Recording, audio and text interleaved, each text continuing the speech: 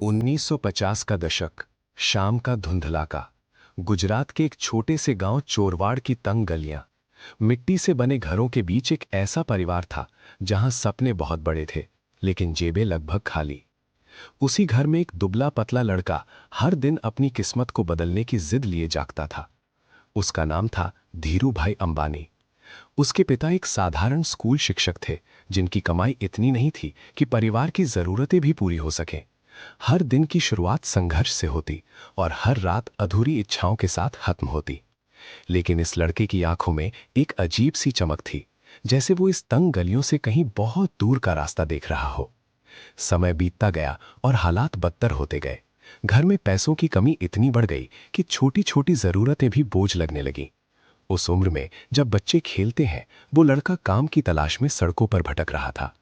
उसने छोटे मोटे काम करने शुरू किए, कभी पेट्रोल पंप पर तो कभी छोटे दुकानों में। हर दिन की मेहनत उसे थका देती, लेकिन उसके अंदर कुछ ऐसा था जो हार मानने को तैयार नहीं था। गरीबी उसकी मजबूरी थी, लेकिन उसे स्वीकार करना उसकी फितरत में नहीं था। हर रात जब गांव सो जाता, वो अपने सपनों को और बड़ा कर लेता, जैसे वो खुद को समझा रहा हो कि ये अंधेरा हमेशा के लिए नहीं है।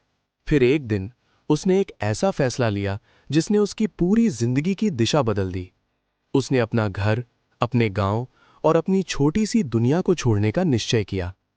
वो अकेला निकल पड़ा, बिना किसी बड़ी योजना के, सिर्फ एक भरोसे के साथ कि मेहनत उसे कहीं ना कहीं जरूर पहुंचाएगी। उसकी मंजिल थी यमन का शहर अदन, जहां वो एक साधारण कर्मचारी के रूप में काम करने लगा। वहां का जीवन और भी कठिन था, पर उसी कठिनाई ने उसे असली दुनिया के खेल सिखाए। उसने देखा कि कैसे बड़े व्यापारी छोटे फैसलों से करोड़ों का खेल खेलते हैं। वो चुपचाप सब कुछ सीखता रहा, हर छोटी बड़ी चीज को अपने अंदर समेटता रहा। वक्त के साथ उसके अंदर एक नई समझ पैदा होने लगी। अब वो सिर्फ एक कर्मचारी नहीं रहा था, बल्कि एक ऐसा इंसान बन चुका था जो बाजार की हर चाल को पहचानने लगा था। उसने जोखिम लेना शुरू किया, छोटे छोटे निवेश किए और हर बार कुछ नया सीखा। कई बार वो गिरा, कई बार उसे नुकसान हुआ, लेकिन हर बार वो पहले से ज्यादा मजबूत होकर उठा। उसके लिए असफलता कोई अंत नहीं थी, बल्कि एक नया सबक थी। उसके भीतर का डर धीरे धीरे खत्म हो रहा था और उसकी जगह एक अडिग आत्मविश्वास ले रहा था। कुछ सालों बाद वो भारत वापस लौटा, लेकिन अब वो वही गरीब लड़का नहीं था जो कभी चोरवाड़ की गलियों में भटकता था। अब उसके पास अनुभव था, समझ थी और सबसे बड़ी बात, एक ऐसा नजरिया था जो आम लोगों से अलग था। उसने एक छोटे से कमरे से अपना व्यापार शुरू किया, जहां संसाधन बहुत कम थे, लेकिन उसके इरादे बेहद बड़े थे। उसने धागे और कपड़े के व्यापार में कदम रखा और धीरे धीरे अपनी पकड़ मजबूत करने लगा। हर सौदा उसके लिए सिर्फ पैसे कमाने का जरिया नहीं था, बल्कि एक बड़े साम्राज्य की नींव रखने का मौका था। समय के साथ उसकी मेहनत रंग लाने लगी। जो लोग कभी उसे नजरअंदाज करते थे, अब वही लोग उसकी सफलता की कहानियां सुनने लगे। उसने अपने व्यवसाय को इतना फैलाया कि वो सिर्फ एक व्यापारी नहीं रहा, बल्कि एक ऐसा नाम बन गया जो पूरे देश में गूंजने लगा। उसकी कंपनी ने नई ऊंचाइयों को छुआ और वो खुद एक मिसाल बन गया कि कैसे एक साधारण परिवार का लड़का अपनी मेहनत और जिद के दम पर इतिहास लिख सकता है।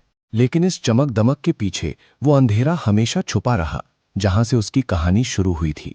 वो गरीबी, वो संघर्ष, वो दर्द, ये सब उसकी सफलता की असली कीमत थे। उसने कभी अपने अतीत को नहीं भुलाया, क्योंकि वही अतीत उसे हर दिन याद दिलाता था कि वो कहां से आया है और उसे कहां तक जाना है।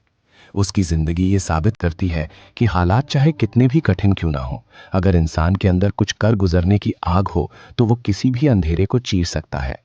ये कहानी सिर्फ एक इंसान की नहीं है, बल्कि उन सभी लोगों की है जो हर दिन संघर्ष करते हैं, जो हर दिन गिरते हैं, लेकिन फिर भी उठने की हिम्मत रखते हैं। ये कहानी बताती है कि गरीबी एक स्थिति हो सकती है, लेकिन वो किसी की पहचान नहीं होती। असली पहचान उस जिद में होती है जो इंसान को हर मुश्किल के खिलाफ खड़ा कर देती है और उसे उस मुकाम तक ले जाती है जहां से पूरी दुनिया उसे देखती है।